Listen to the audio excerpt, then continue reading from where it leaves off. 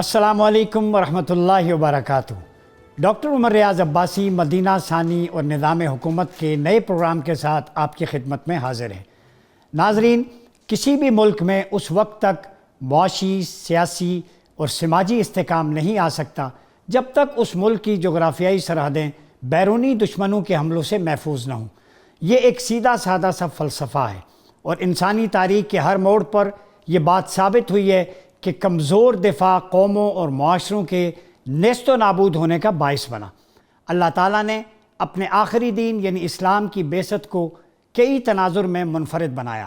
اسلام امن کا بھی داعی ہے، لیکن جہاد کی بھی ترغیب دیتا ہے، ہجرت کی بھی اجازت دیتا ہے اور حملہ آوروں سے نبرد آزما ہونے کے لیے جنگ کی حوصلہ افزائی بھی کرتا ہے۔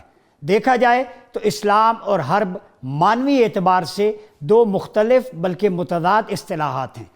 اسلام سے مراد امن و آشتی ہے، جبکہ حرب کو تاریخ میں جنگ و جدل اور تباہی و بربادی سے تعبیر کیا جاتا ہے۔ اسلامی فلسفہ و فکر کا کمال یہ ہے کہ اس نے قدیم نظریہ جنگ کی تطہیر کی اور فتنہ و فساد کی سرکوبی اور ظلم و استبداد کی روک تھام اور امن و امان کے قیام کے لیے پہلی مرتبہ جہاد اسلامی کا انقلاب اور منفرد نظریہ پیش کیا۔ تو آج کا ہمارا موضوع ہے اسلامی ریاست کا دفاعی نظام۔ آج ہم دیکھیں گے کہ ایک اسلامی ریاست کا دفاعی نظام کن اصولوں پر استوار ہونا چاہیے اور مدینہ ثانی یعنی پاکستان میں عسکری اور دفاعی استحکام میں اسلامی فلسفے کو کس حد تک مد نظر رکھا گیا ہے۔ ہم یہ بھی جائزہ لینے کی کوشش کریں گے کہ کیا مدینہ ثانی کو زیادہ خطرہ بیرونی دشمنوں سے لاحق ہے یا 5th جنریشن وارفیئر اور ملک کی اندرونی پیچیدگیوں کا زیادہ سامنا ہے۔ آخر افواج پاکستان کو اسلامی فوج کیوں کہا جاتا ہے؟ ایمان، نظم اور جہاد فی سبیل اللہ کا موٹو کیا ہے اور اس کا ماخذ کیا ہے؟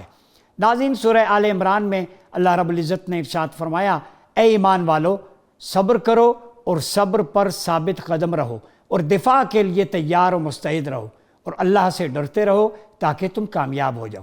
یعنی دفاع کے لیے ہمہ وقت تیار رہنا اللہ کے نزدیک کامیاب ہونے کی ضمانت ہے۔ اسی طرح سورہ انفال میں اللہ ارشاد فرماتا ہے، اے حبیب صلی اللہ علیہ وسلم، مسلمانوں کو جہاد کی ترغیب دیں۔ اگر آپ میں سے 20 صبر کرنے والے ہوں گے تو 200 پر غالب آ جائیں گے، اور اگر تم میں سے 100 ہوں گے تو 1000 پر غالب آ جائیں گے، کیونکہ کافر سمجھ نہیں رکھتے۔ ناظرین، جو نادان لوگ یہ سمجھتے ہیں کہ وطن کے محافظ محض مالی منفعت یا مراعات کے لیے اپنی جانیں قربان کرتے ہیں، ان میں سے محض اتنا عرض کروں گا کہ ایک عام سپاہی کے برابر تنخواہ لے کر محض ایک انگلی کٹوا لیں تو ان کی بے سر و پا منطق میں مان لوں گا۔ یہ سوچ سراسر غلط ہے۔ پاک فوج میں خدمات انجام دینے والوں کا مطمع نظر جذبہ جہاد بھی ہے اور وطن سے محبت بھی۔ ہمارے سپاہیوں اور افسروں کی تربیت کے ہر مرحلے پر اسلام کے فلسفہ جہاد کا خیال رکھا جاتا ہے اور یہی سوچ اسے اسلامی فوج بناتی ہے۔ پاک بھارت تعلقات کے تناظر میں پاکستان کے پاس اس کے سوا کوئی راستہ نہیں کہ وہ اپنا دفاع مضبوط سے مضبوط تر کرے۔ یہ انتخاب کا سوال نہیں بلکہ ناظرین دفاعی ضرورت ہے۔ اگر خطے کی صورتحال بدل جائے پاکستان کی دفاعی حکمت عملی بھی تبدیل ہو سکتی ہے، لیکن جب تک اس خطے میں دنیا کا سب سے بڑا اسلحے کا خریدار موجود ہے اور وہ صبح و شام وطن عزیز کے خلاف سازشیں بھی بنتا رہتا ہے جنہیں افواج پاکستان اپنی کمال مہارت سے ناکام بناتی رہتی ہے، ان حالات میں پاکستان کے لیے لازم ہے کہ وہ لمحے بھر کے لیے بھی اپنے دفاع سے غافل نہ رہے۔ اسلامی ریاست کا دفاعی نظام اور مدینہ ثانی یعنی پاکستان میں جو ایک ڈیفنس اسٹریٹجی ہے وہ کس طرح کی ہونی چاہیے اور پریویلنگ سچویشن کیا ہے، اس پہ آج جن مہمانوں نے ہمیں جوائن کیا ہے تعارف کرواتا چلوں۔ جناب بریگیڈیئر وقار خان صاحب، آپ سینئر دفاعی تجزیہ کار ہیں۔ ہمیں جوائن کیا ہے جناب ڈاکٹر محمد اسرار مدنی صاحب، آپ بھی تجزیہ نگار ہیں، اور ہمیں جوائن کر رہے ہیں بریگیڈیئر ریٹائرڈ محمود شاہ صاحب، آپ دفاعی امور کے ماہر ہیں۔ بریگیڈیئر صاحب، آپ کی طرف آتا ہوں کہ اسلامک ہسٹری میں جب ہم دیکھتے ہیں تو بڑی بڑی افواج کا تذکرہ ملتا ہے دفاعی قوت کو مضبوط کرنے کا، چاہے وہ عباسی دور ہو، اموی ہو، فاطمی ہو، ایون آٹمن امپائر میں آج تک۔ تو یہ کوئی کیا سمجھتے ہیں آپ کہ یہ کوئی اس طرح کا میکینزم تھا کہ جس کے ذریعے توسیع پسندانہ عزائم کو مکمل کیا جائے، یا پھر آپ سمجھتے ہیں کہ اسلامی ریاست میں داخلی اور خارجی سطح پر دفاع ایک بڑا اسٹرانگ میکنزم ہونا چاہیے جس کے ذریعے امن کا قیام ہو؟ تو دفاع برائے قیام امن تھا یا دفاع برائے توسیع پسندانہ عزائم؟ اس پہ روشنی ڈالیے. کہتے ہیں اگر آپ شروع کریں خلافت راشدہ سے، ریاست مدینہ کے قیام کے بعد، اور اسپیشلی میں مینشن کروں گا حضرت عمر فاروق رضی اللہ عنہ کے ٹائم کا، کہ کس طریقے سے ریاست کو specially defence point of view سے آرگنائز کیا گیا. اچھا، اس میں ابھی میں اس پہ کچھ ریسرچ کر رہا تھا کہ ایک تو اس وقت جو اسلام کا پیغام ہے وہ پھیل رہا تھا، اور آپ کے شولڈر پہ 3 امپائرز تھے. ادھر پرشین امپائر تھی نارتھ ایسٹ میں، اوپر جو ہے وہ بائزنٹائن امپائر یا رومن امپائر تھی، اور ویسٹ کی طرف مصر اور اس طرح افریقہ کا علاقہ تھا. سو ہر لحاظ سے آپ نے اندرونی طور پہ بھی محفوظ کرنا تھا، اور ایکسٹرنلی بھی آپ نے جب اسلام کا پیغام پھیلانا ہے تو اتنا اسٹرانگ ہونا چاہیے تھا کہ لوگ آپ کی بات سنیں. تو جو آرگنائز کیا گیا سسٹم آئی تھنک وہ بڑا مربوط ہے. بلکہ بعد میں تھامس ہابس کی تھیوری آپ دیکھ لیں کہ اسٹیٹ کو کیا کرنا چاہیے، تو حضرت عمر فاروق کے ٹائم پہ اس کی بڑی آئی تھنک آپ کو کلیئر خد و خال نظر آتے ہیں. انٹیلیجنس کا نظام سب سے پہلے بنایا گیا تاکہ آپ کے بارڈر سے جو بھی انفارمیشن ہے یا جو اسٹیٹس ہوسٹائل ہو سکتی ہیں اس کی پوری انفارمیشن آپ کو آئے. پھر اسٹیٹ میں انٹرنلی جو پولیسنگ کا سسٹم تھا جو اس وقت کی فوج ہی کرتی تھی، اور ایک بڑا زبردست عدالتی نظام تھا، جسٹس سسٹم تھا. اور ایکسٹرنل تھریٹ کے لیے پھر فوج کو مختلف آپ کہہ لیں گیرزنز میں آرگنائز کیا گیا. گورنیٹس کا سسٹم آپ سے اس دن بھی بات ہوئی اس طریقے سے گورنیٹس تھیں. اور بعد میں آئی تھنک اگر ہسٹری میں آپ جائیں تو اس چیز نے ثابت کیا کہ ایک اسٹیٹ کو امن کے طور پہ رہنے کے لیے یہ تمام چیزیں بڑی ضروری تھیں. اور جسٹ امیجن اس وقت نہ کوئی اسکولز تھے نہ کوئی یونیورسٹیاں تھیں، کہ اس کے باوجود ان کا ویژن اتنا وہ تھا. دیٹس وائی ان کو فاروق اعظم کہا جاتا ہے. اچھا، پھر جس طرح آپ نے مینشن کیا، آپ آگے آ جائیں، 4 خلفائے راشدین کا جب دور ختم ہوتا ہے اور پھر اموی اسٹیٹ ہے، اور پھر وہ شاید ایک امپائر کی شکل اختیار کر رہی تھی. اس کے بعد پھر آپ کا بنو عباس کا دور آتا ہے یا باسٹ کیلیفیٹ، اور پھر آٹومن امپائر. تو ہر ایک امپائر تھی یا اسٹیٹ تھی یا کئی دفعہ وہ پرنسپیلٹیز میں بھی تقسیم ہو گئی. وہاں پہ انٹرنل اسٹرائف کے لیے بھی ایکسٹرنل اسٹرائف کے لیے بھی یا ایکسٹرنل آپ کہہ لیں ڈیفینس کے لیے فوج کا بڑا اسٹرانگ سسٹم رکھا گیا. تو آئی تھنک اسی ٹریڈیشن کو آگے جاری رکھتے ہوئے ابھی اگر آپ نیٹو کو دیکھیں تو اس کے خد و خال جو ہیں، جو کلیکٹیو ڈیفینس کا سسٹم ہے، by and large Christian community جو ہے اس کے پورے دفاع کے لیے میرے خیال میں یہ بیسیکلی جو اسلامک نظام تھا یا اسلامک دفاعی نظام تھا اسی کے بالکل انہوں نے کاپی کیا، اس سے سیکھا. اور آج بھی ایک ملک پہ حملہ جو ہے وہ سب ملکوں پہ حملہ تصور کیا جاتا ہے، اور یونٹی میں اسٹرینتھ ہے. انفارچونیٹلی جب کولونیلزم کا پیریڈ ختم ہوا اس کے بعد ریاستیں وجود میں آئیں تو اسلامک ورلڈ یا OIC اس لیول پہ تو نہیں جا سکی، لیکن جو انفرادی ریاستیں ہیں پھر انہوں نے اپنے عوام کا بھی دفاع کرنا ہے. اور اگر آپ کے چیلنج پاکستان کو اگر آپ کمپیئر کریں تو میرے خیال میں جس طرح ریاست مدینہ کو چیلنج تھے خلفائے راشدین کے ٹائم پہ، ایگزیکٹلی وہی ہے. ایٹ ٹائم اپنی جغرافی کو بھول جاتے ہیں کہ جب آپ آزاد ہوئے تو آپ کا بھارت کے ساتھ ایک مسئلہ بن گیا کشمیر کا، ایک بہت بڑا ملک، اوپر چائنا بیٹھا جس کا اس وقت آپ کو کلیئر نہیں تھا. پھر رشینز جو ہیں سوویت یونین تقریباً واخان بارڈر تک ان کا تھا، اور پھر امریکن انٹرونشن بھی. تو اس کا مطلب ہے کہ آپ 3 سپر پاورز میں گھرے ہوئے تھے. سو آل دا مور ریزن کہ آپ کی جو دفاعی سسٹم ہے، جو دفاعی نظام ہے، اس کے خد و خال ایگزیکٹلی وہی ہونے چاہیے تھے جو ریاست مدینہ کے یا خلفائے راشدین کے ٹائم پہ تھے. سو اس سے آئی تھنک لیتے ہوئے جو بھی پاکستان کی قوم دفاع پہ خرچ کرے بڑا آئی تھنک جینون ہے اور ضرورت بھی ہے. کہ اگر آپ اس طریقے سے نہیں کرتے تو پھر آپ نے دیکھا سیریا کا جو حال ہوا، اسی طریقے سے عراق کے ساتھ جو ہوا، یا ابھی I would say even Ukraine کے ساتھ ہو رہا ہے، جہاں آپ نے کمزوری دکھائی جو مخالف قوتیں ہیں وہ آپ پہ چاڑ دھونے کی کوشش کرتی ہیں. تو عوام کی اگر پروٹیکشن آپ نے کرنی ہے، امن رکھنا ہے، ڈیولپمنٹ ہونی ہے، تو اس کے لیے ایک اسٹرانگ فورس ضروری ہے. اور میرے خیال میں اس پہ ڈیٹیل ڈسکشن مزید ہو سکتی ہے. جی، جیسے آپ نے کہا کہ سیدنا عمر فاروق کے دور میں اولیات عمر کہتے ہیں جو ان کے انیشیٹوز ہیں، اس میں فوجی چھاونیاں بھی تھیں، اس میں تنخواہوں کا پینشن کا نظام بھی تھا، پورا ایک اسٹیٹ میکنزم تھا ڈیفنس کے حوالے سے کہ ریاست میں کتنا بنیادی ستون کی حیثیت رکھتا ہے. ڈاکٹر صاحب آپ کی طرف بڑھوں گا، جیسے بریگیڈیئر صاحب نے بھی کہا، یہ دیکھیں قرآن مجید میں بھی حتی لا تکون فتنہ کہ جہاد جو ہے اس کا پرائمری آبجیکٹو جو ہے وہ eradication of terrorism and to establish peace. Islam میں تو یہ ہے کہ دفاع جو ہے وہ دہشت گردی کے خاتمے کے لیے اور قیام امن کے لیے. پاکستان کی جیو پولیٹیکل لوکیشن یا جغرافیکل آپ دیکھیں کہ چاروں طرف سے ہم جس طرح گھرے ہوئے ہیں، اس میں ہمیں ایکسٹرنل تھریٹس بھی ہیں، انٹرنل تھریٹس بھی ہیں. ایک فتنہ ہے خوارج کا جو آپ صلی اللہ علیہ وسلم کے دور سے شروع ہوا، جن کے بارے میں فرمایا وَهُمْ كِلَابُهُمُ النَّارِ، they are the dogs of the hell. وہم شر الخلائق they are the worst of creations. یہ جو ISIS TTP القاعدہ یہ جو مسلط کی گئی ہے پاکستان پر اس کی فوج کو کمزور کرنے کے لیے، یہ خلفاء کے دور میں بھی ہوئی، حضرت علی کے خلاف بھی جنگیں کی، اس کو آپ کس تناظر میں دیکھتے ہیں؟ اس حیثیت سے پاکستان کا دفاع یا دفاعی نظام کتنا امپورٹنس اختیار کر جاتا ہے؟ بہت شکریہ. اور میری رائے میں اس وقت جو ہمارے دفاع میں جو سب سے بڑے چیلنجز ہے اس میں یہ عسکریت پسند تنظیمیں ہیں جو کہ مذہب کو ایک ڈال کے طور پر استعمال کرتی ہیں اور کمیونٹی کو مس لیڈ کرتی ہیں ایک غلط انٹرپریٹیشن سے.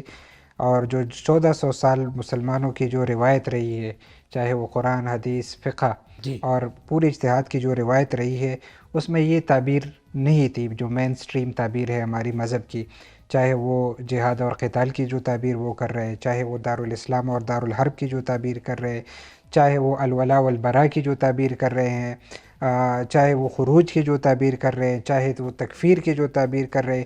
میرے خیال سے ایسی کسی بھی بیانیے کو آپ لے کے جائیں گے، میں نے جب ان کے بیانیوں کو جمع کیا تو ٹوٹل تقریباً 25 بیانیے ایسے بنتے ہیں، چاہے قومی ریاست کے حوالے سے ان کا بیانیہ ہے، چاہے ڈیموکریسی کے حوالے سے ان کا بیانیہ ہے، یا چاہے ایمان الظواہری صاحب کی کتاب جو پاکستان کی آئین کی تکفیر کے حوالے سے ہے.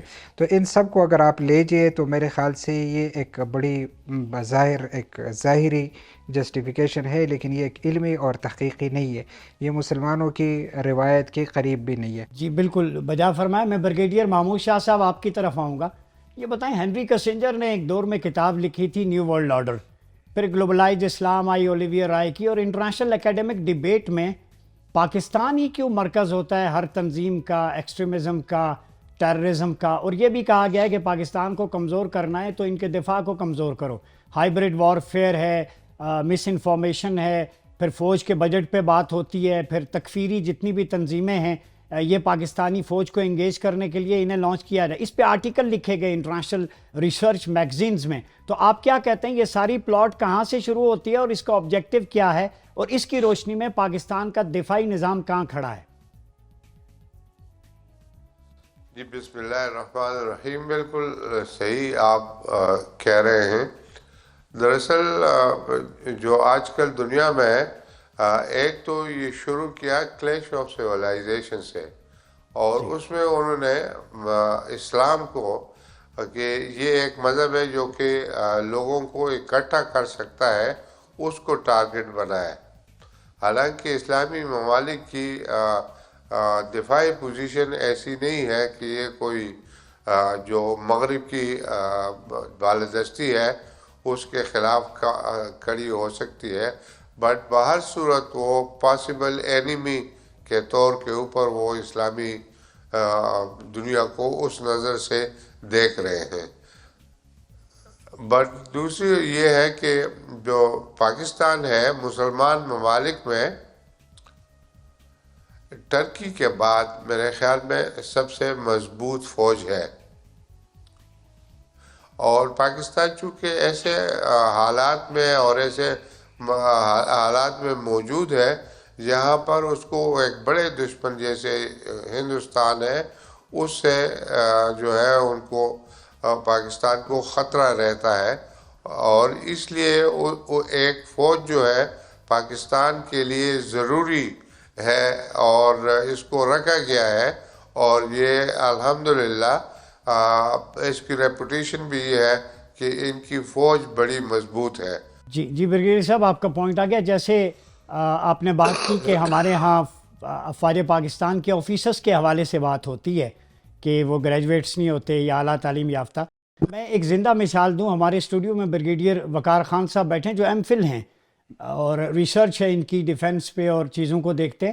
ہمارے ہاں MPhil PhDs اس لیول کے آفیسر رینک کے ہوتے ہیں. تو یہ بھی ایک فالس پروپیگیشن ہے جو نیریٹو پھیلایا جاتا ہے. گفتگو کا سلسلہ جاری رکھیں گے. یہاں ہوا ایک چھوٹے سے بریک کا وقت، اور بریک کے بعد واپس آئیں گے تو اسی ڈیفنس میکنزم پہ اور پاکستان کو کیا چیلنجز ہیں اور ان کا سولوشن کیا ہے اس پہ بات کریں گے. ویلکم بیک ناظرین. اسلامی ریاست میں دفاعی نظام اور پاکستان کے دفاع میں جو مشکلات پیش آ رہی ہیں ہمیں اور اس کا سولوشن کیا ہے. مختلف فرنٹس ہیں، آئیڈیالوجیکل ہو، پولیٹیکل ہو، سوشل ہو، اکانومک ہو. یہاں پہ تو اکانومک ٹیررزم کی اصطلاح بھی استعمال ہوتی ہے. اسی طرح آئیڈیالوجیکل ٹیررزم. ملٹری تو اپنے ملٹری فرنٹ پہ جانوں کا نذرانہ پیش کر رہی ہے اور یہ لائف فار سیل نہیں ہوتی ناظرین. اگر آپ کسی بڑے امیر شخص کو جو بلینئر ہو اگر 1 بلین روپیز بھی دے دیں کہ وہ اپنی جان دے دے وہ نہیں دے سکتا. سو دیٹس از امپورٹنٹ کہ life is not for sale. جو میدان جنگ میں بارڈر پر کھڑا ہوا سپاہی یا فوجی اپنی جان دیتا ہے اس کے پیچھے موٹیویشنل فورس کیا ہوتی ہے؟ وہ شہادت ہوتی ہے اور وہ اللہ رب العزت کا قرب ہوتا ہے. جب وہ شہید ہوتا ہے تو اس کے خون کا قطرہ زمین پر ٹپکنے سے پہلے وہ اللہ رب العزت سے ملاقات کرتا ہے. یہ انسپیریشن دنیا میں دیگر مذاہب میں یا دیگر اقوام میں نہیں ہے جو ایک مسلمان کے لیے. یہی وجہ ہے کہ یہ پیشن یہ موٹیویشن اس سے دشمن ڈرتا ہے، چاہے وہ بھارت ہے، اسرائیل ہے، دنیا کے دیگر ممالک ہیں. بریگیڈیئر صاحب یہ بتائیے، جیسے میں نے کہا life is not for sale. یہ جو جذبہ شہادت ہے، 2 نیم ان کی ٹھوکر سے صحرا و دریا، سمٹ کر پہاڑ ان کی ہیبت سے رائی، اقبال نے بھی کہا تھا. ہمارے ہاں پروپیگیشن بہت زیادہ ہے کہ جی بجٹ بہت زیادہ ہے، تعلیم پہ نہیں ہے، صحت پہ نہیں ہے، دفاع پہ. کل میں ایک رپورٹ دیکھ رہا تھا، امریکہ، چائنا، جرمنی، فرانس، انڈیا، اسرائیل، ان کا ڈیفنس بجٹ پاکستان سے کئی گنا زیادہ ہے، ان کی جو آپریشنل تیاریاں ہیں. تو یہ پروپیگیشن کیا ہے، کون پھیلا رہا ہے، اور یہ بتائیے گا کہ اس میں ہمیں دفاع کے میکانزم کو مزید بہتر کرنے کے لیے اس بجٹ پہ یا دیگر فرنٹس پہ کیسے لڑنے کی ضرورت ہے؟ جیسے اکنامک ٹیررزم ہے، فوج تو جانے دے رہی ہے لیکن معاشی کرپشن ہے، معاشی دہشت گردی ہے، صحت پہ دہشت گردی ہے، نظریاتی دہشت گردی ہے. تو ایک پیرامیٹر تو فوج قربانیاں دے کے سنبھال رہی ہے، باقی یہ کس کی ذمہ داری ہے؟ جی، اس سوال پہ آنے سے پہلے میں تھوڑا بجٹ کے بارے میں کمپیریزن بتا دوں کہ یوکرین کا 2014 میں بجٹ تھا تقریباً $4 ارب، اور اس وقت رشیا کے ساتھ تھوڑی سی اسکرمش شروع ہوئی تھی کرائمیا کی. اور آج یہ حالات ہیں کہ 2024 میں جو فگرز آئے ہیں کہ ان کو $40 ارب پہ بجٹ لے جانا پڑا. جی، دے لاسٹ 1/5 آف کنٹری چلا گیا، سارا سی بورڈ ان کی پورٹس کیپچر ہو چکی ہیں، اور ایسٹیمیٹ ہے کہ $1.5 خرب کا نقصان ہو چکا ہے. لک ایٹ دا کاسٹ جب آپ پے کرتے ہیں. اور اس میں امریکن جو ایڈ آئی ہے، جو یورپ سے آ رہی ہے، ملٹری ایڈ اور باقی فائنینشیل ایڈ، یہ سارا ملا کے تقریباً $500 ارب سے زیادہ ہو گیا پچھلے 2 سال میں. لیکن اس کے باوجود اپنا ڈیفینس نہیں کرتے، کیونکہ جو ڈیفینس کی کاسٹ پے کرنی تھی تیاری کی وہ نہیں کیا آپ. جنگ کے دوران تو ٹھیک ہے، کچھ نہ کچھ کر سکتے ہیں. تو اس لیے ایک تو جو اسٹینڈنگ آرمی ہے اس ریجن میں، چونکہ جس ہم نے مینشن کیا تھریٹ وہ آپ کو ویسے ہی ضروری ہے. کمپیئر کر لیں، اگر ہمارا تقریباً $8 سے $9 ارب کا بجٹ بنتا ہے دفاعی، اور بھارت کا اس وقت 80 کراس کر چکا ہے، تو آلموسٹ آپ کہنے 10 گنا زیادہ ہے. فورس آپ کی جو ہے ان کی وہ آلریڈی آپ سے ملٹری پاور زیادہ ہے. لیکن پاکستان نے ایک نیوکلیر کیپیبلٹی لی، ٹرین کیا، جس طرح آپ نے دیکھا ایئر فورس کا سوئفٹ ریٹارڈ میں کس طریقے سے آپ نے جواب. تو یہ آئی تھنک بڑا کلیئر ہے کہ یہ کاسٹ آپ کو پے کرنی پڑتی ہے. اور پھر پاکستان ملٹری ایک مثال ہے، آپ گارنٹر ہیں، ایون سعودی عربیہ اس طرف دیکھتا ہے. افریقن ممالک میں خود رہا ہوں کہ جی ہمیں ٹریننگ کرائیں، تو ایک دنیا کی ٹاپ 10 یا کئی لوگ کہتے ہیں ٹاپ 5 آرمیز میں آتی ہے، لمیٹڈ ریسورسز کے ساتھ. اور پر کیپٹا اگر آپ خرچہ دیکھیں پر سولجر ہمارا بہت کم ہے. تو یہ صرف ہے ایک کمپیریزن کہ اگر آپ ڈیفینس کی تیاری نہیں کرتے، جو اسلام میں بھی ہے کہ تیار رکھو اپنے گھوڑے اور اپنی قوت پوری تیاری کے ساتھ، تاکہ ہیبت، جس طرح بھی 23 مارچ کو ڈسپلے اس پہ بھی مذاق کیا گیا. یہ بڑا ضروری ہے دشمن کو اور ریجن کو دکھانا کہ جی ہماری تیاری ہے. اور اگر آپ ایسی حرکت ابھی آ جاتے ہیں جو پوائنٹ ہے جس طریقے سے انفارمیشنل اسالٹ ہے، ہائبرڈ وار پہ بھی بڑا مذاق کیا جاتا ہے کہ شاید پاکستان آرمی نے ٹرم کی. آپ ریسرچ کر لیں کہ پچھلے 5 سال میں 2 لاکھ اس پہ آرٹیکل لکھے گئے اور کوئی 4000 بکس آئیں، اور ہم نے نہیں لکھی یہ ساری. ابھی رشیا یوکرین وار میں ہائبرڈ وار کا بہت ذکر ہے، تو یہ ایک ریئلٹی ہے. ایون فلسطین اسرائیلی وار میں ابھی ہائبرڈ وار کا بہت ذکر ہوا، کس طریقے سے نیریٹو چل رہا ہے. اس کے اندر ڈپلومیٹک ایفرٹ بھی ہے، ڈپلومیٹک وارفیئر کہتے ہیں، اکنامک وارفیئر، پھر اکنامک ٹیررزم آئے تھے. اس طرح رشیا کو اسکٹل کرنے کے لیے انہوں نے اکنامک وارفیئر کی، ان کی پائپ لائن اڑا دی اور سینکشن لگائیں. اسی طریقے سے پھر آپ کی آ جاتی ہے ملٹری پاور یا اس کا ڈسپلے ہے، جس طرح آپ نے دیکھا 23 مارچ کو. یہ ایک میسج ہے ہائبرڈ وار کا ہر ایک کو. اور پھر جو چوتھا بڑا ٹول ہے وہ انفارمیشن وارفیئر، جس میں آ جاتا ہے کہ کس طریقے سے، اور یہ اتنا ڈینجرس ہے. اگر آپ عراق کا دیکھ لیں یا سیریا میں یا لیبیا کے ساتھ جو ہوا، سب سے اچھی مینج اسٹیٹ تھی نارتھ افریقہ کو برباد کر کے رکھ دیا. یہ سارا انفارمیشن وارفیئر سے غدافی کے اگینسٹ کھڑا کیا گیا. تو اس میں کوشش کی جاتی ہے کہ جو اسٹرکچر آف گورننس ہے اس کے اسٹیٹ کے، اس میں ملٹری ہے، جوڈیشری ہے، پولیٹیکل لیڈرشپ ہے، ان کے اگینسٹ عوام کو کھڑا کیا جائے اور ایک انٹرنل ریوولٹ. اور یہ بہت خطرناک ہے. تو ایک تو اس کو اسٹیم کرنے کی ضرورت ہے. دوسرا یہ ہے کہ عوام کے ساتھ دوبارہ ری اسٹیبلش کریں، ان کو سمجھائیں چیزیں جو ہیں، اور پھر رے آف ہوپ بھی دیں کہ پاکستان کے ساتھ ریکارڈ ایک ہے 2-3 سال میں پروڈیوس کرے گا، انویسٹمنٹ آنی ہے. تو خدا نہ خواستہ جو گلوم کی ایک فضا طاری کی گئی، ایسی بات نہیں ہے. یوتھ کا ایک فیوچر ہے، اور یہ بڑا ضروری ہے کہ جو عوام اور فوج میں آپ کہہ لیں ہم آہنگی ہے یا ان کے اندر پیار محبت ہے، اس کے اندر کوئی گیپ نہ ہو. یہ سب سے ڈینجرس ہوگا خدا نہ خواستہ اگر کوئی ویج کریٹ کر سکتا ہے. جی بہت خوبصورت برگیز صاحب. ڈاکٹر صاحب یہ بتائیے گا، آپ صلی اللہ علیہ وسلم کے مختلف صفاتی نام بھی تھے.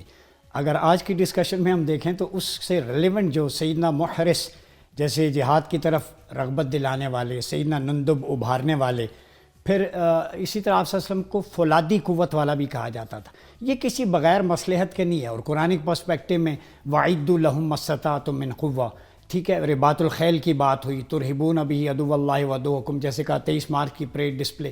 یہ قرآنک پرسپیکٹو اللہ کی کمانڈمنٹ کو ڈسپلے کیا آپ نے، تو اس کو آپ کیسے دیکھتے ہیں پاکستان کے پیرائے میں؟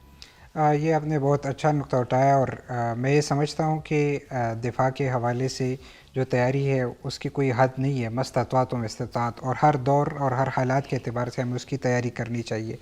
لیکن جو کنونشنل وار ہے اس کی پوزیشنز اب تبدیل ہوتی رہی ہیں، دنیا میں رہی ہے.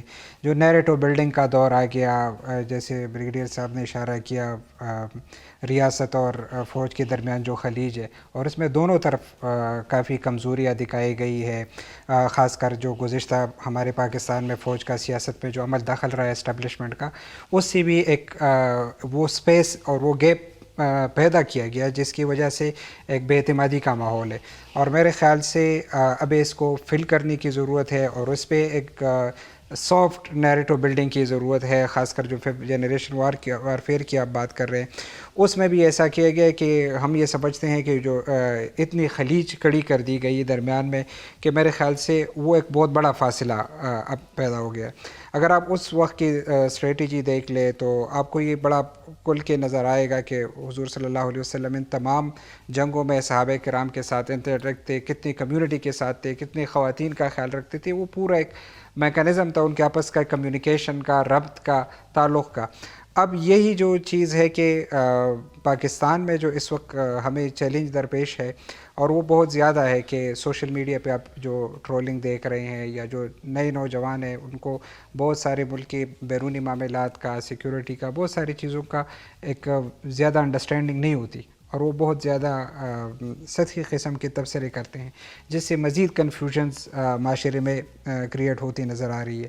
تو میرے خیال سے جو کہ نیریٹو بلڈنگ ہے، اس میں جو سوشل موومنٹس ہے ان کا بھی ایک بنیادی کردار ہے، اور ان کا بنیادی فریضہ ہے کہ وہ ایک نئی نسل کو سمجھائے اور کوشش کر لے تاکہ یہ جو خلیج ہے یہ ختم ہو، کم سے کم ہو، اور ایک انڈرسٹینڈنگ کے ساتھ ہم کر لیں. اور جو ہمارے انٹرنیشنل ایشوز ہے، چاہے وہ ہماری سافٹ امیج کا ایشو ہے، پوری دنیا میں ہمارے ایک دہشت گردی والا عنوان ہمیں دیا گیا، ہمارے نام کر دیا گیا، حالانکہ سب سے زیادہ متاثرہ ہم ہیں. سب سے زیادہ 80,000 سے زیادہ لوگ ہمارے مارے گئے. خواتین، چرچ، مساجد، خانقاہیں، زیارت، کوئی چیز ایسی نہیں رہی، کوئی اسکول نہیں رہے، کوئی بچے نہیں رہی. اب بھی پشاور، فاٹا اور بلوچستان اور کئی جگہوں پہ آپ کو یہ صورت ہے کہ مطلب سب سے زیادہ متاثر بھی ہم ہیں اور سب سے زیادہ بدنام بھی ہم ہیں. ایون آرمی پبلک اسکول کے معصوم بچوں کی جو پڑھنے آئے تھے ان کو بھی نہیں چھوڑا. اس پہ ہے پولیس لائن اس کے ساتھ ہو گیا. پچھلے دنوں جو ابھی 7 شہید ہو گئے ہیں جو وزیرستان بھی ریلی میں ہوا.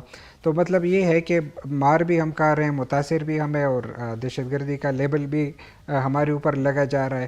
تو میرے خیال سے یہ خود ایک بے انصافی ہے، لیکن اس میں ہمیں خود اپنے اس سے نکل کے مقابلے میں آنا ہوگا اور کلیئرلی اپنے میسج کو دنیا کے سامنے رکھنا ہوگا. آپ کی بات کو ہی میں لے کے بریگیڈیئر محمود شاہ صاحب آپ کی طرف آؤں گا.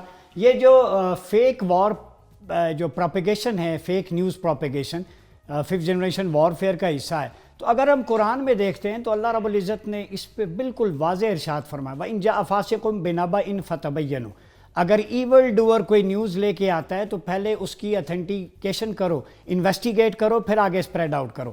تو یہ بتائیں کہ پاکستانی نوجوانوں میں یہ جو فیک نیوز پروپیگیشن کے ذریعے فوج اور عوام کے درمیان خلیج ڈالی جا رہی ہے، پھیلانے کی کوشش کی جا رہی ہے، حالانکہ ہمارے پاس cyber crime bill, cyber crime act بھی موجود ہے. پچھلے دنوں ایک FIA کے ایک آفیشل سے میری بات ہو رہی تھی، وہ بتا رہے تھے کہ ہم نے کچھ ایسے اکاؤنٹ پکڑے ہیں کہ جو ایک فرقہ وارانہ پوسٹ کر دیتے ہیں اور پھر سو جاتے ہیں اور ان کا لنک جا کے پتہ چلتا ہے امریکہ یا اسرائیل میں ہے اور وہ ہمارے لوگوں کو آپس میں لڑاتے ہیں کہ یہ آپ. تو یہ بتائیں اس کے پیچھے کیا ہے اور اس کو کیسے ختم کیا جا سکتا ہے؟ جی بالکل، میرے خیال میں یہ بہت ضروری ہے آج کل کے تناظر میں. آپ دیکھیں کہ یہ جو کچھ یہ کر رہے ہیں یہ ایک پراپر پروپیگنڈا اسٹریٹجی کے تحت ہو رہا ہے جی. اور اس کا ایک مقصد ہے پاکستان کو کمزور کرنا، اور اس لحاظ میں اس میں انہیں ریئلائز کیا ہے کہ ان کا سینٹر آف گریویٹی ہے فوج ہے، تو فوج کو آپ ٹارگٹ بنائیں. ابھی ایک طرف تو یہ فوج کو کمزور کر سکیں گے یا نہیں یہ تو ایک بات ہے، لیکن جی نوجوان ہیں آپ کے 15 سال سے لے کے 18 سال تک یا 20 سال تک، یہ جس کام میں یہ مصروف ہے ان کا فیوچر کیا ہوگا. جی اور آپ کسی کی جو پورے ایک نسل کو جو ہے وہ بیکار بنا دیتے ہیں، تو یہ ایک بہت اہم مسئلہ ہے. اس کے اوپر صرف اس لحاظ سے کہ یہ ان کو کہا گیا ہے کہ فوج کو گالیاں دو، دوسرے کو گالیاں دو، اس میں کوئی حقیقت تو ہوتی نہیں ہے، لیکن یہ دکھانا چاہتے ہیں کہ ہم اتنا پاور ہے اور یہ عوام کی آواز ہے، اور ایک ایک آدمی نے 15 اکاؤنٹ بنائے ہوتے ہیں اور آپ کو وہ بہت بڑا نظر آتا ہے. جی جی جی بالکل سر، پوائنٹ آ گیا آپ کا. ان کو کچھ پیسے مل جاتے ہیں. ہم اپنی ڈسکشن کو یہیں سے آگے، وقت ہوا ایک چھوٹے سے بریک کا، ملتے ہیں بریک کے بعد. ویلکم بیک ناظرین، ہم بات کر رہے ہیں اسلامی ریاست میں دفاعی نظام اور کنٹمپرری چیلنجز. نت نئی تھیوریز آ گئی ہیں، کنونشنل وارفیئر آگے بدل گیا ہے دیگر نئے وارفیئرز میں مختلف فرنٹس پہ. بریگیڈیئر صاحب یہ بتائیں، جیسے محمود شاہ صاحب نے کہا یوتھ کسی بھی ملک کا ایسٹ ہوتی ہے، وہ ہماری فیوچر کی انویسٹمنٹ ہے، اور پاکستان میں تو 40% سے زائد ٹین ایجرز ہیں جو اس میں ہیں. وہ ڈائریکشن لیس ہیں، ٹویٹر پہ، فیس بک پہ، انسٹا پہ، بجائے اپنے لیے کمانا، ملک کا نام روشن کرنا، پازیٹیو ایکٹیویٹی میں انوالو ہونا، وہ 15 10 20 ہزار کے عوض دشمن کے ہاتھوں میں کھیل جاتے ہیں. ان کو اس سے کیسے روکا جائے؟ ٹیکنالوجیکل وارفیئر ہے، کوئی نیا فرنٹ بنانا پڑے گا یا سائبر بل ایکٹیویٹس کرنا پڑے گا، یا اس سے آگے کی بات ہو؟ کیسے کریں تاکہ ہمارا جو دفاع ہے یہ فالٹ لائن نہ بنے؟ پاکستان بہت ساری فالٹ لائنز آلریڈی ہیں، پولرائزڈ ہیں ہم، تو یوتھ بھی اگر فالٹ لائن میں آ گئی تو پھر ہمارے لیے مشکل ہو جائے گی. آئی تھنک اس پہ دونوں کام کرنے کی ضرورت ہے اسٹیٹ کو. اس پہ لاس تو ڈیفینیٹلی ہے، اس پہ انسینٹیو بھی ہے اور ڈیٹرس، دونوں چیزیں آپ نے لے کے چلنا ہے. میں کئی دفعہ گیا ہوں یونیورسٹیز میں، اس میں جو ہے میری بات چیت ہوئی اسٹوڈنٹ. میں جنرلی پوچھتا ہوں کہ آپ کتنا ٹائم لگاتے ہیں ایوریج جو اسپیشلی یونیورسٹی اسٹوڈنٹس ہیں آن سوشل میڈیا. ٹھیک، تو میں پوچھتا ہوں کہ آپ 3 سے 5 یا 5 سے 8 گھنٹے یا 8 سے 12 ہیں، تو یو ول بی سرپرائز کہ زیادہ 5 to 8 آورس. میں کہتا ہوں پھر آپ ریسرچ کب کرتے ہیں؟ اگر تو ٹھیک ہے آپ کا سوشل میڈیا میں کوئی اپلیکیشن ہے، آپ بزنس کر رہے ہیں یا اپنی ریسرچ کر رہے ہیں، اچھا ہے. لیکن اگر آپ 5 سے 8 گھنٹے اس پہ ضائع کر دیں، امیجن آپ نے سونا بھی پھر کام بھی کرتے، تو ایک بیولڈرمنٹ کریٹ کی جائے مینٹل ہیلتھ پہ. اور یہ پھر ایک گلوبل چیلنج بھی ہے، اٹس ہیپننگ آل اکراس. ٹھیک، مے بی یہاں پہ زیادہ اس کا وہ آئی وڈ سے اس کی پرسیپشن ہے.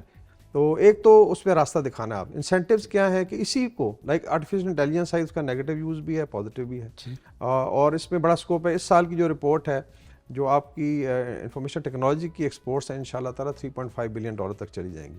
اس کا مطلب ہے کہ مطلب جو کمنگ ایئر ہے، تو کہاں 1 سے ابھی آپ 3، اور ہمارا ٹارگیٹ شاید یہی ہے کہ آپ اس کو مے بی $20 بلین پہ ایک اسٹیج پہ لے جائیں. تو اس میں آپ انسینٹیو دیں. ڈاکٹر صاحب آپ یہ بتائیے گا، artificial intelligence, machine learning, robot آ رہے ہیں، آپ یہ سمجھتے ہیں کہ یہ بھی ہمارے نظریاتی دفاع کے لیے ایک خطرہ ہے کہ ایک اسکالر کو مشین ریپلیس کر دے گی؟ کیا یہ درست ہے؟ اور وہاں ریلیجن کی بات بھی ہو رہی ہے، ریلیجس آئیڈیالوجیز نئی آئیں گی، نئے مذاہب آئیں گے، تو یہ آئیڈیالوجیکل ڈیفنس کے لیے کتنا خطرہ ہے؟ دراصل یہ اے آئی کے جتنے بھی ہیں نا، وہ تو بیسیکلی اس کے پیچھے ایک پورا ایکیڈیمک ورژن موجود ہے بیک اپ میں، اور اسی کو آگے وہ لے کے چل رہا ہے، امپروو کر رہا ہے. اب اس میں ہماری کنٹریبیوشن کیا ہے، آئیڈیالوجیکل کنٹریبیوشن کیا ہے، کتنا کانٹینٹ ہم ڈیولپ کر رہے ہیں، کتنی چیزیں ہم لے کے آ رہے ہیں، اور وہ تھرو اے آئی آگے پروسیس ہو رہی ہے، انوویٹیو کریٹیو. تو وہ چیزیں اگر ہم کر رہے ہیں تو ہمیں کوئی خطرہ نہیں ہے، ہم وہاں ایڈجسٹ ہو رہے ہیں. اگر وہ ہم نے نہیں کیے بیک اپ میں جو ہم نہیں کر پا رہے تو پھر ہمارے لیے ایک بہت بڑا چیلنج ہے۔ دوسرا یہ کہ جتنی بھی AI مشینری ہے بے شمار اس کی افادیت میں ہے، نئی جو آپریشنز ہو رہے ہیں، نئے نئے ہارٹ لگ رہے ہیں، سرجری ہو رہی ہے، ایسے ایسے علاج ہو رہے ہیں جو کہ پہلے ناممکن تھا۔ تو وہ یہ ساری چیزیں اگر آپ دیکھ لیں تو اس کو آپ ایک انسانی ترقی کے لیے استعمال کر سکتے ہیں، یا بہت سارے اپلیکیشنز آئے تشخیص امراض کے لیے، درجنوں اور ایسی چیزیں ہیں جو کہ آ رہی ہے۔ تو میرے خیال سے وہ انسان کو مطلب وہ ریپلیس نہیں کر پائے گا۔ وہ لقد خلقت الانسان فی احسن تقویم، اور یہ ہے کہ اللہ تعالیٰ کی خلقت ہے، اور یہ سب چیزیں جو ہے یہ انسان کو اللہ تعالیٰ نے یہ شعور دیا ہے کہ اس کی وجہ سے اللہ تعالیٰ نے یہ تخلیق کیا ہے۔ تو میرے خیال سے یہ اتنا بڑا ایشو نہیں ہے۔ البتہ صرف یہ یوتھ کے حوالے سے ایک کمنٹ میرا یہ ہے کہ بنیادی طور پر جو بھی تنقید کرے ہمیں اسے ملک دشمن نہیں کہنا چاہیے، مجھے اسے کسی ایجنڈے کا نہیں کرنا چاہیے، ہمیں اس کی ایجوکیشن پہ زیادہ انویسٹ کرنا اصلاح چاہیے، کرنی چاہیے۔ اور ایجوکیشن جو ہے سب سے بنیادی چیز ہے۔ اور جو انہوں نے قوانین کا ذکر کیا، تو موجودہ جو ہمارا عدالتی نظام ہے جو کہ استعماری دور کا اس میں بہتری کی برٹش گنجائش استعمار کا موجود ہے۔ وہ بالکل تبدیل کرنے کی ضرورت ہے، اتنی اصلاح میں ضرورت ہے جی اس اسی میں، پوائنٹ کو برگیڈیئر صاحب محمود شاہ صاحب آپ کی طرف آؤں گا۔ دنیا میں دیکھیں سیریا کا حال ہوا، عراق کو دیکھیں، لیبیا دیکھیں، افغانستان، بوسنیا ایک دور میں جتنے اسلامی ممالک جن کی اب کھنڈر بن چکے ہیں ان کی فوج کو کمزور کیا گیا ہے۔ تو ایک پاکستان ہے جس کی فوج متحد ہے، ڈسپلنڈ ہے، ویل ایکوپڈ ہے، اسی کو نشانہ بنایا جا رہا ہے۔ تو آپ یوتھ کو اور پاکستانی قوم کو کیا پیغام دیں گے کہ یہ فوج ہمارے، ہم اس کے شانہ بشانہ ہوں، ورنہ ہمارے شانوں پہ سر باقی نہیں رہیں گے؟ جی برگیڈیئر صاحب۔ جی بالکل، میں سمجھتا ہوں کہ پاکستان کی اس وقت وہ لوگ کہہ رہے ہیں اور اسی کو کرٹیسائز بھی کر رہے ہیں کہ پاکستان سیکیورٹی اسٹیٹ بن چکا ہے۔ آدمی کہتا ہے کہ پاکستان کے کریشن کے ساتھ ہی اس کو سیکیورٹی تھریٹ انڈیا کا تھا، انڈیا کی مخالفت میں یہ پاکستان بنا ہے۔ یعنی وہاں ان کی جتنی اسٹرینگتھ ہے، جتنی پاپولیشن ہے، تو اس لحاظ سے ہمیں یہ تھریٹ ہے، اور جس کی وجہ سے ہمیں ایک فوج رکھنی پڑ رہی ہے، اور اس فوج کو 100% الرٹ رہنے پہ کہا گیا ہے۔ تو انشاءاللہ یہ ایک ملک کی جو ریڑھ کی ہڈی کی طرح جو ہے پاکستان کو اس نے رکھا ہوا ہے اور رکھے گا۔ یہ جو لوگ پروپیگنڈا کے ذریعے فوج کو کمزور کرنے کی کوشش کر رہے ہیں، انشاءاللہ یہ کامیاب نہیں ہوں گے۔ یہ فوج جو ہے یہ ایک پچھلے 70 سال کی جو آئیڈیالوجی ہے، جس طریقے سے، یعنی میں ابھی فوج سے نکلے ہوئے 20-22 سال ہو گئے، لیکن میں سمجھتا ہوں کہ یہ جو فوج ہے، اس کے جو سپاہی ہے، یہ پیچھے ہٹنے والے نہیں ہیں۔